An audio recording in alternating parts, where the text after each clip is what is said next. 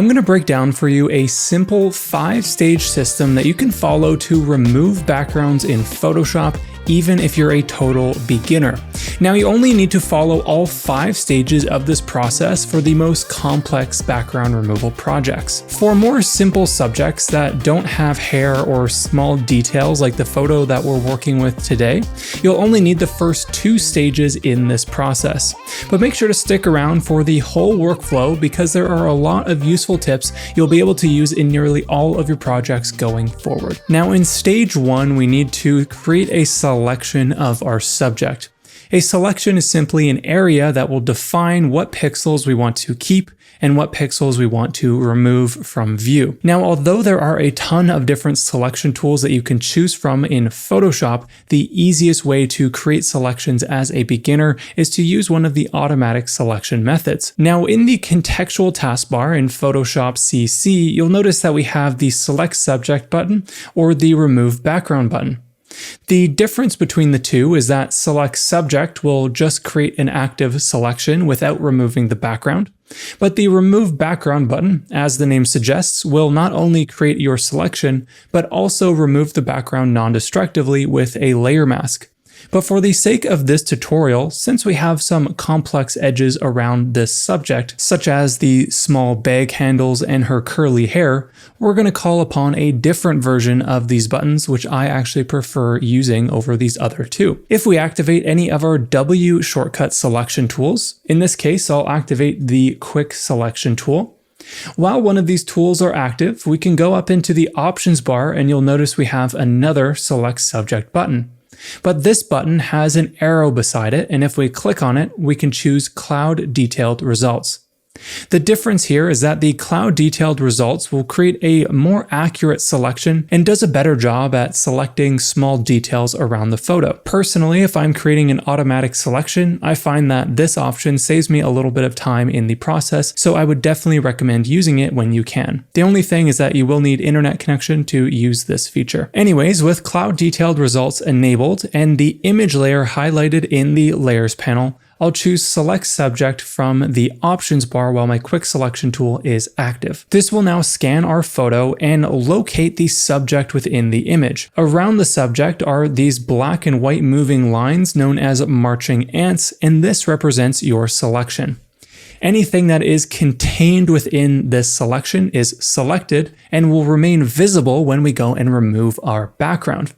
But the beauty of having an active selection like this is that we can refine it super easily before we go and remove our background with a layer mask. We can actually refine our selection right here inside of the main Photoshop workspace using one of our selected W shortcut tools from before.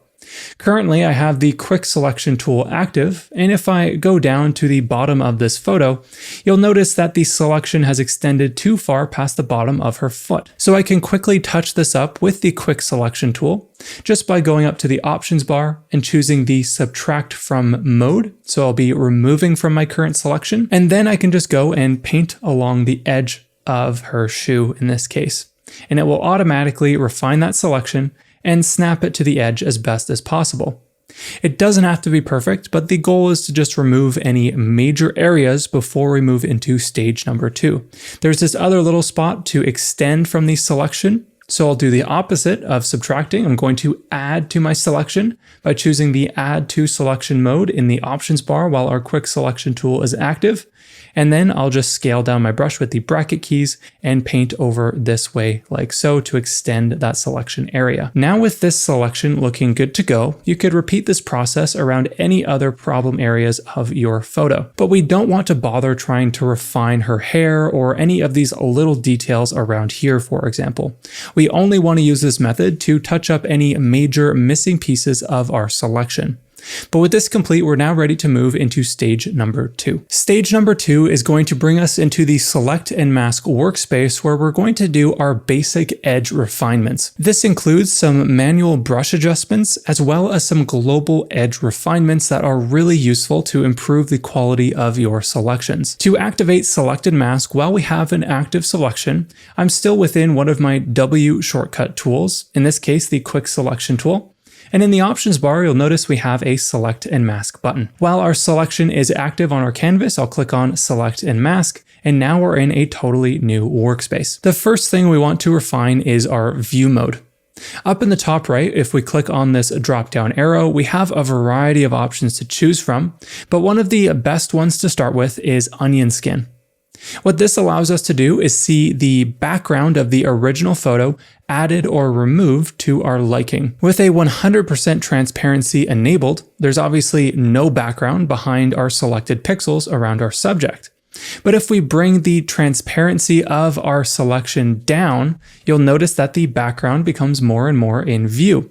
And how this is useful is when we have major areas missing, such as around the bottom corner of this bag, when we reduce or add to the transparency amount, we can very clearly see what is missing from our photo. And this helps us to use our brush adjustments, which will be the first thing that we'll do in this stage of the workflow. So with the transparency setting low enough that we can see what details are missing, I'm going to begin by selecting the brush tool from the toolbar. With our brush tool active, I want to add to the selection, so we're going to add visibility to those missing pixels of the bag. And then for the brush settings, since we're painting near a hard edge, I want a hardness between 80 and 90% so that we don't have a blurry edge with our brush adjustments. Now with that all good to go, we can just go and paint over the areas that we want to add back into view like so. But if you're like me and you don't have a steady hand, there's a very simple shortcut that you can use to create perfectly straight lines while you refine your edges. To do that, all we need to do is scale up our brush to an appropriate size using our bracket keys and then clicking just along the edge that we want to rebuild. We can hold the Shift key and click in another point, and it will create a straight line between those 2 points. I'll click here once again, hold the Shift key and extend that edge upwards like so. Adjusting the transparency slider to see how this is looking, that is not too bad. But it looks like I went a little overboard here, so I'll go up to the options bar, choose the subtract from brush mode, and now I'm going to do the same thing over here, just clicking once, holding the Shift key and clicking outwards to subtract from the areas that we no longer want to be affected. Now with this in mind, we want to go around the entire photo and try to refine any massively messy areas around the edges of our subject. So in this case, we have the really messy shoes down here, so we can subtract from this edge to make it look a little bit better. While the brush tool is still active in the subtract from mode, I can just go and paint along this edge to subtract from there. And again, if you don't have a steady hand, you can just click once just outside of your brush, hold the Shift key and continue to click around like so to perfectly smooth out the edge of that object.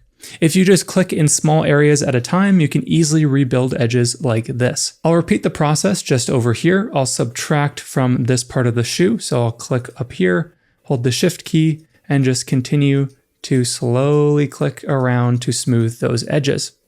Now, just for the sake of time and to keep the tutorial moving along, I'm not going to show you every little brush adjustment that I made, but just know that you can continue using those exact same steps that I just mentioned to further refine your edges. And once all of those major edges are refined, we can go and use our global refinement sliders. Now, at first glance, in our current view mode within onion skin, our edges of our subject don't look too bad. But to very clearly see any jaggedness that is going on, we can change our view mode to black and white. Anything that is white on this view is visible. Anything that is black is transparent. The goal here is, if we zoom in, any edges that look a little bit bumpy and jagged like this, or for example, down here around her shoe, those are the edges that we want to try and improve with our global refinement sliders. And while we're in the black and white view mode, it's really easy to see what's going on. The global refinement sliders can be found over here on the right. And the first slider that we want to refine is the smoothing slider.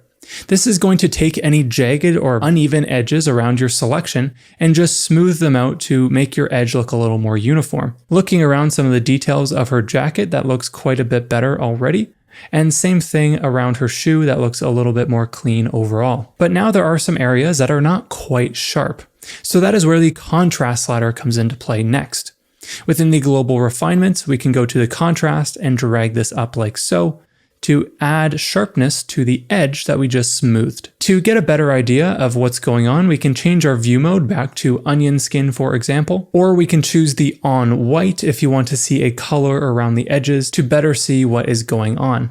But in this case, the edges look pretty decent, but we have one more adjustment to create, which is the shift edge. The shift edge adjustment does exactly what it sounds like. It shifts your current selection edge in or out to fix some of these colored pixels that are around the edge of your subject, known as fringing.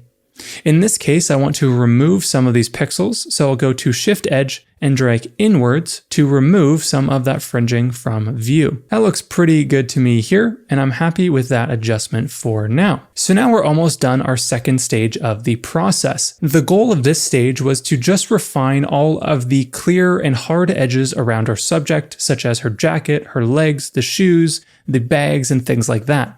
All of these little details, such as these bag handles and her hair, are going to be touched up in later steps because they will require different tools within the Select and Mask workspace. But to make sure that we can actually use these different editing adjustments within the Select and Mask workspace, we need to save our changes back to a layer mask in the main Photoshop workspace.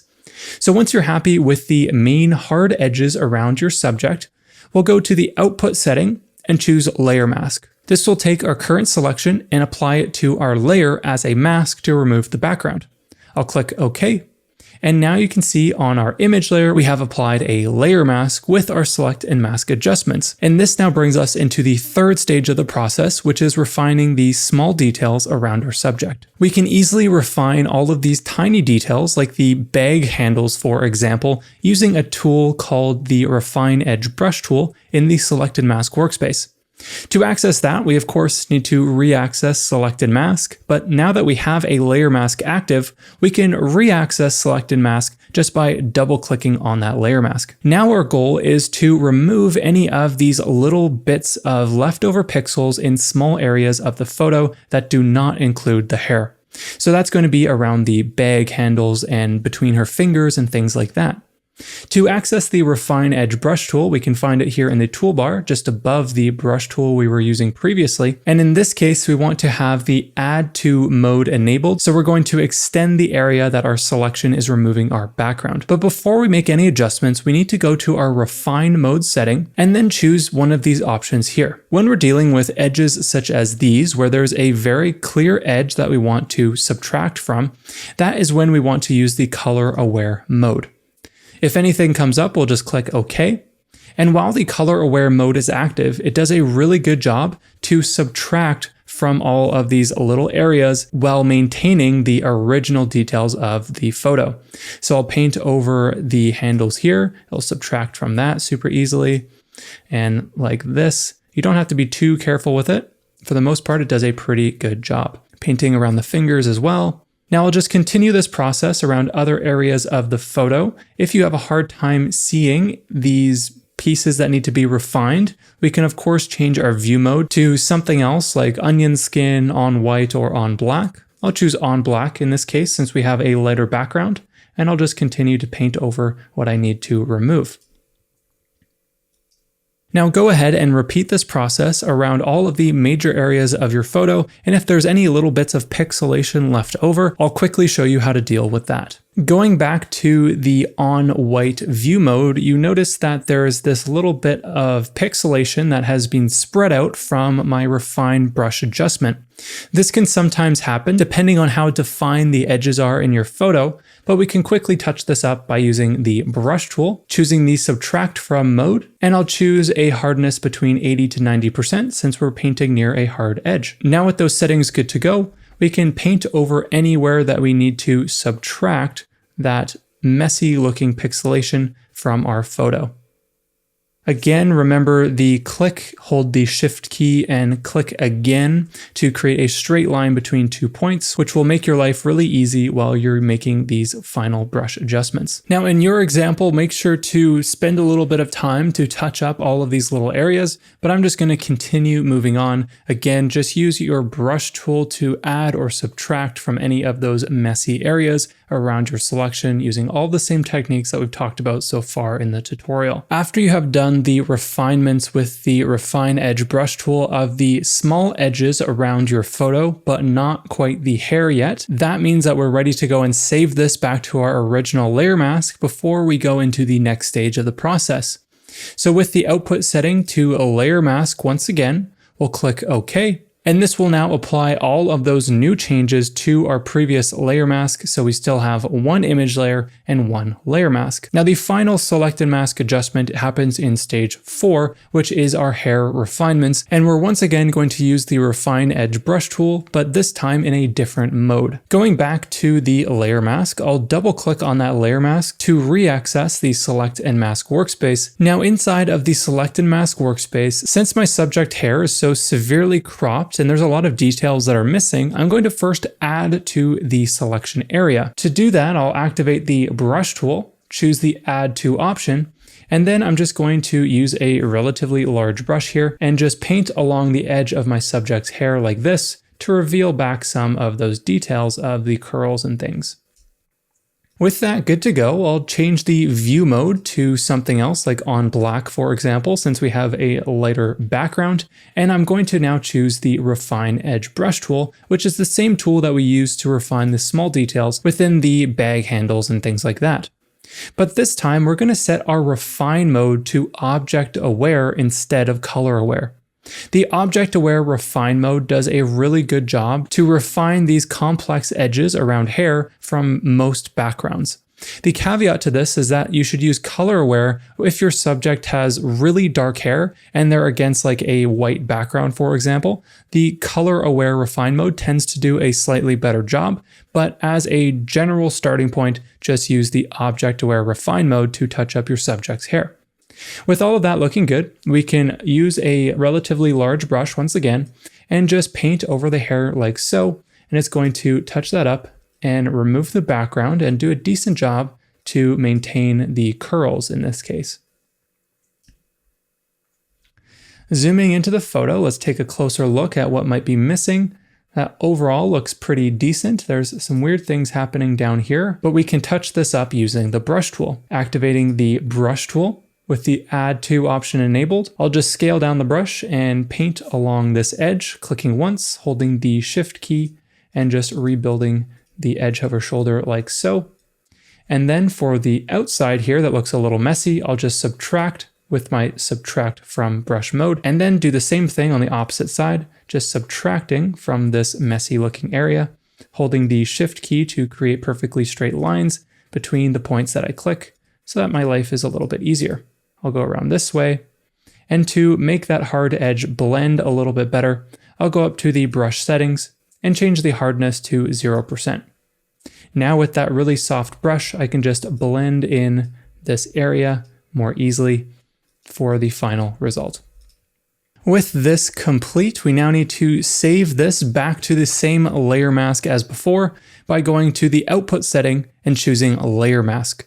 Now you might be wondering why we haven't used the global refinement sliders for our hair selections and the fine details, and that is simply because these generally will mess up all of these small curves and corners and things that are related to those small details. When you use the smooth slider, for example, any bits of hair that are waving can sometimes just get totally cropped and look fragmented. So overall, you don't want to use the global refinement sliders for anything except the main hard edges around your subject. But anyways, with that good to go, again, the output is set to Layer Mask, and I'll click OK.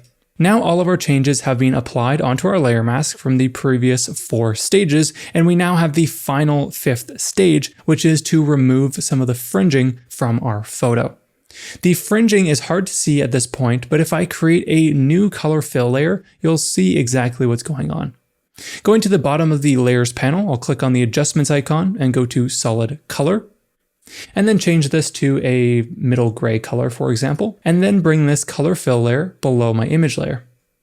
As you can see, there's this glowing effect around the subject's hair, and this is known as fringing. To really easily remove this, I'm going to show you a slightly not beginner technique to use, but it is relatively easy to implement if you remember these steps. Essentially, what we can do is reactivate our selection from our first layer mask here and use that to basically select the 1 pixel edge outside of our subject. That might sound a little complicated, but it actually is pretty straightforward once we get started here.